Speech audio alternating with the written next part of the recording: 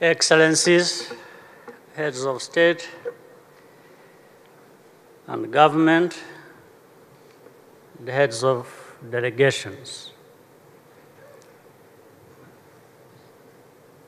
distinguished ladies and gentlemen, I want to thank you in person, each one of you, for being here with us on an occasion like this.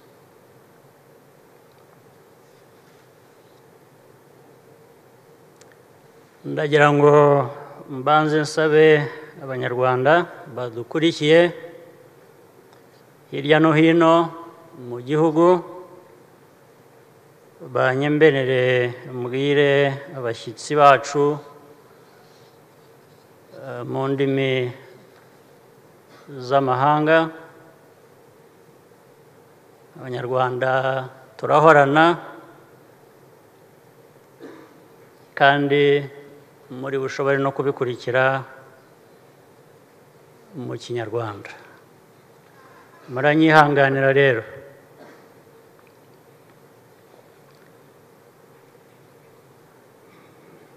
On a day like this, when language fails,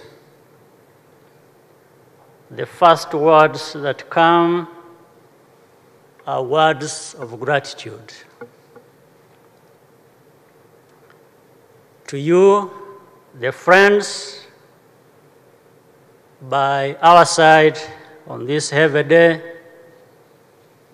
including the different leaders present, I once again say thank you very much. Many of you have been with us all along, and we cherish you for contributing to the healing and rebuilding of Rwanda. I also thank my fellow Rwandans who joined hands to recreate this country.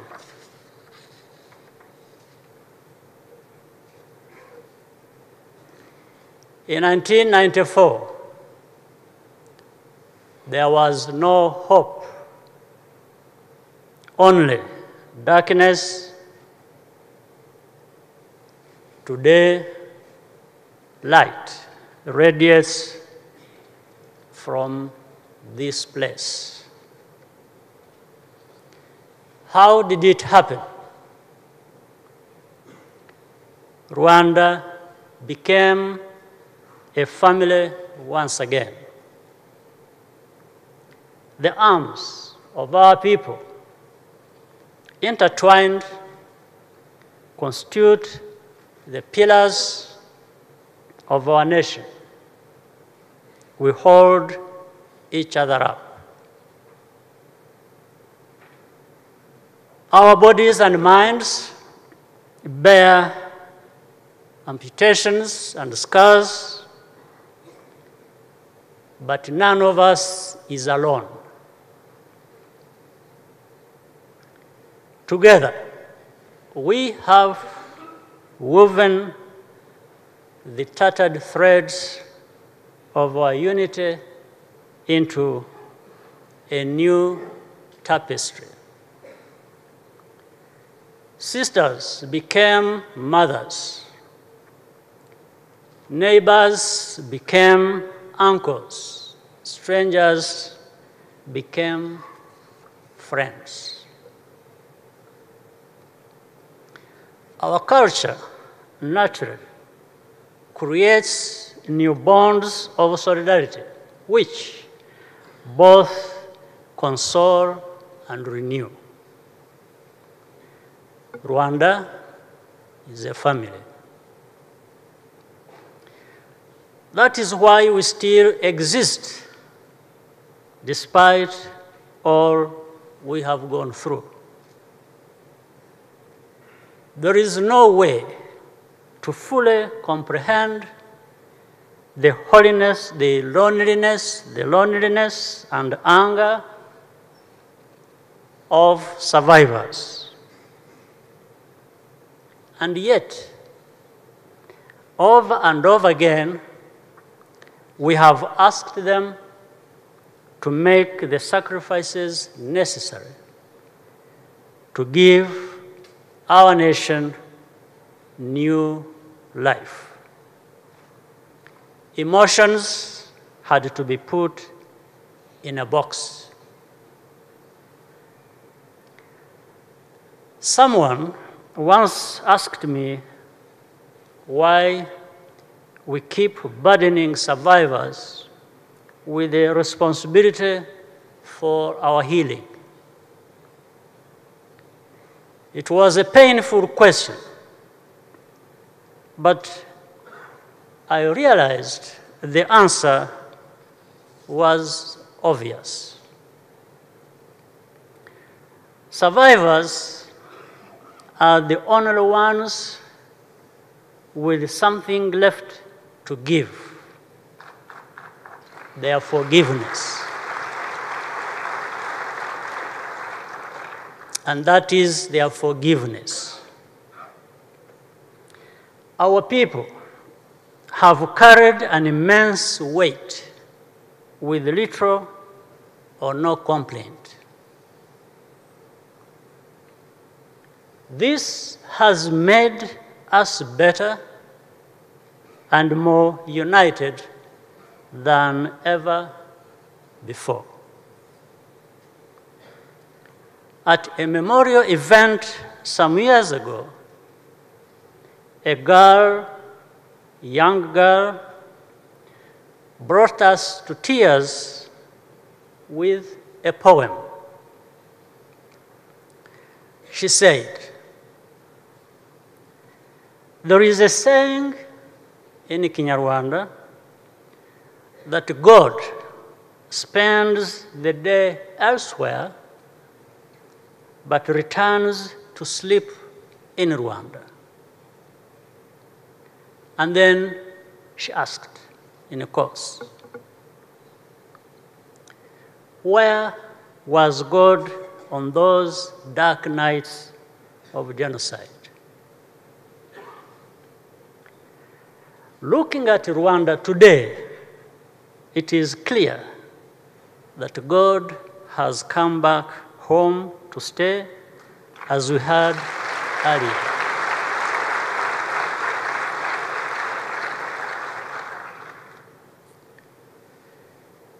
To survivors, we can only say thank you. Your resilience and bravery represent the triumph of the Rwandan character in its purest form. Joining us today are families from other countries whose husbands, fathers, sisters, and aunts were claimed by the same deadly ideology. The Belgian peacekeepers murdered 25 years ago this morning. Captain Mbaye Diagne from Senegal, who saved so many lives. Tonia Locatelli, killed in 1992 for telling the truth of what was to come, among others.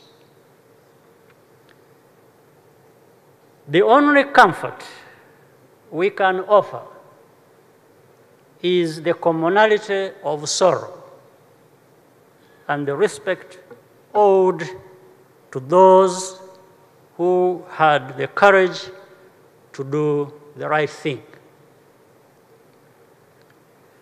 Our people and other people many other people around the world also stood up and made a difference. Ambassador Karol Kovanda from the Czech Republic joined colleagues from New Zealand and Nigeria to call for action to stop the genocide, despite the indifference of more powerful states. And my brother, as you heard, Prime Minister Abiy Ahmed knows where Rwanda is coming from, having served in an Ethiopian peacekeeping contingent after the genocide, together with troops from elsewhere in Africa and beyond. Thank you all for your presence. Those among us who perpetrated the genocide or stood by passively are also part of our nation.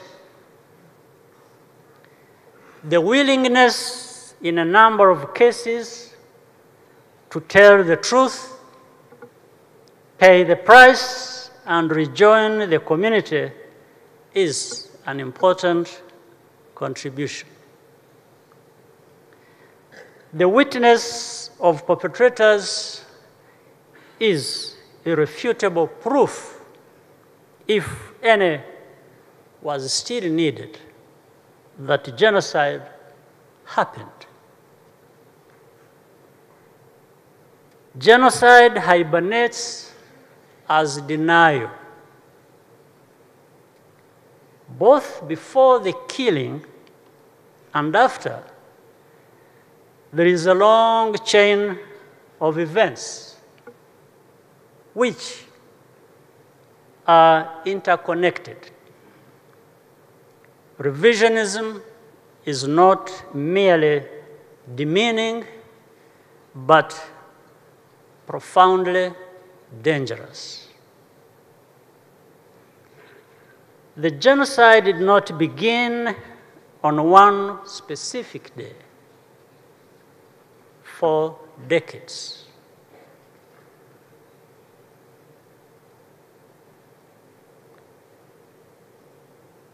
It was a history. Why were the refugees? Why were refugees Rwanda's biggest export for decades?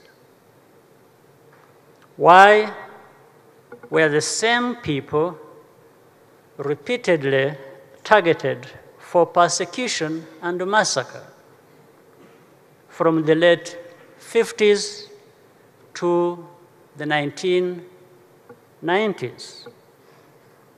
Why were bodies dumped into rivers to send them back up the Nile where they supposedly came from? Why did some parents even kill their own children who looked a certain way? None of that started with a plane crash. So where did it come from? Through it all, we had guardians of virtue. Abarinzi b'igihango and other righteous citizens, our rebirth was seeded by their actions. The young girl portrayed in the play we just saw, who took it upon herself to care for a baby survivor despite the objections of her family. That is a true story. And today, both men, both women, as we heard from the play, are home and fine. The Nyanje students who refused to be separated into Hutu on one side, Tutsi on the other, is clear. They never betrayed each other. 6 were killed, 40 were wounded, all are heroes. These are examples of the Rwandans who kept us from losing everything. But most of us are neither survivors nor perpetrators. 3/4 of Rwandans are under the age of 30. Almost 60% were born after the genocide. Our children enjoy the innocence of peace. They know trauma and violence only from stories. Our aspirations rest in this new generation. Mature trees can no longer be molded, but seeds contain endless possibility. Rwanda's young people have everything needed to transform our country. They have the responsibility to take charge more and more and participate fully in securing the Rwanda we want and deserve. We are far better Rwandans than we were. But we can be even better still. We are the last people in the world who should succumb to complacency. The suffering we have endured should be enough to keep our fighting spirit alive. And here let me say one thing, that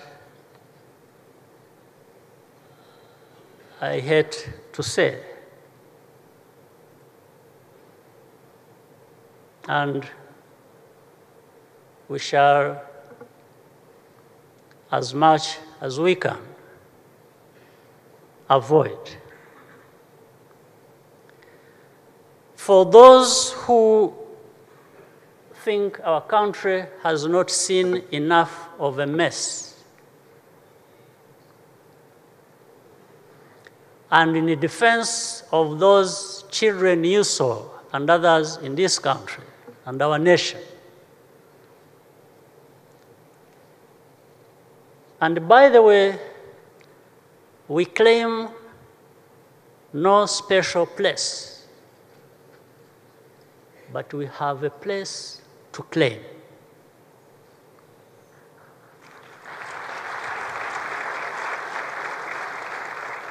And I'm saying, those who think we have not seen enough of a mess,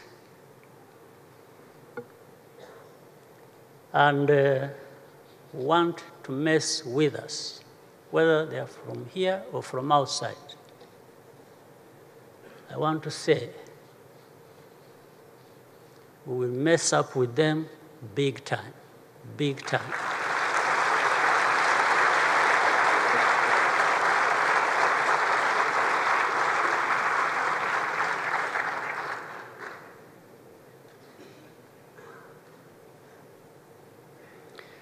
So that's about the fighting spirit that is alive in us. What happened here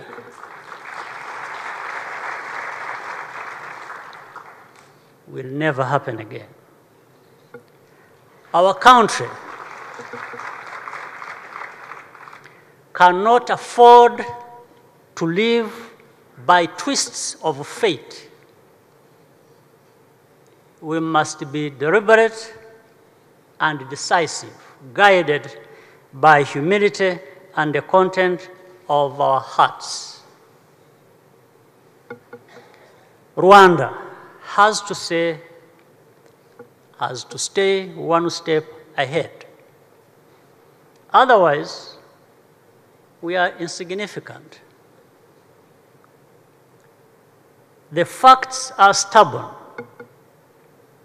but so are we.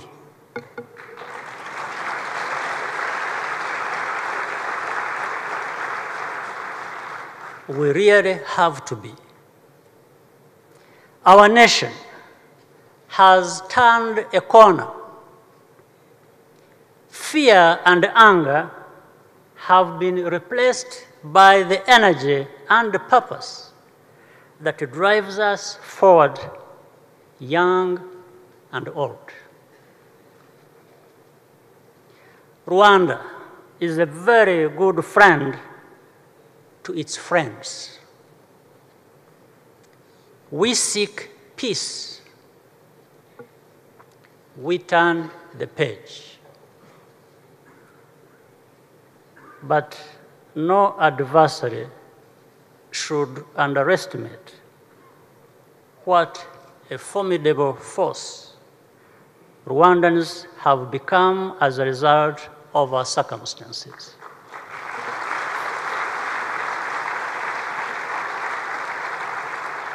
Nothing has the power to turn Rwandans against each other ever again.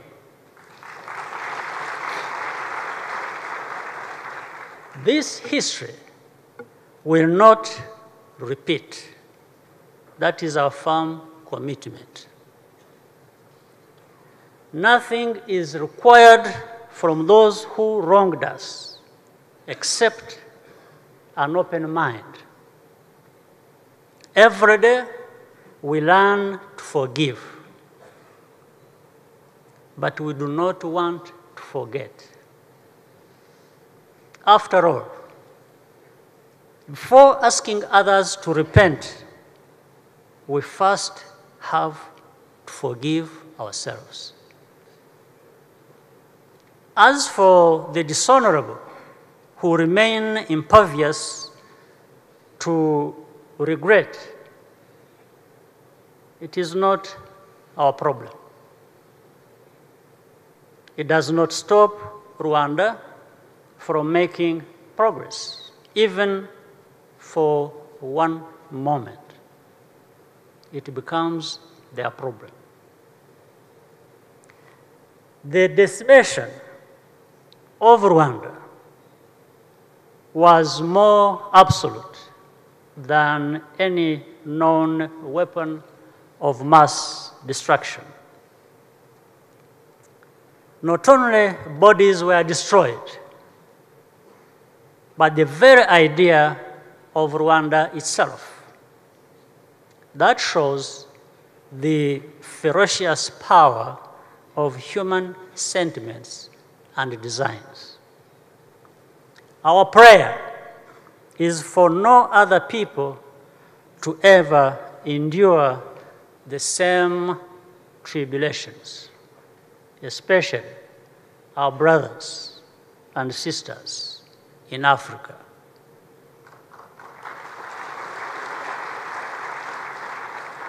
never accept it. Confront the apostles of division and hatred, who masquerade as saviors and democrats. Our commonalities are always infinitely greater than our differences. No society is above any other, much less immune to fragility. In the end, the only conclusion to draw from Rwanda's story is profound hope for our world. No community is beyond repair, and the dignity of the people is never fully extinguished. 25 years later, here we are, all of us, wounded and heartbroken, yes, but unvanquished.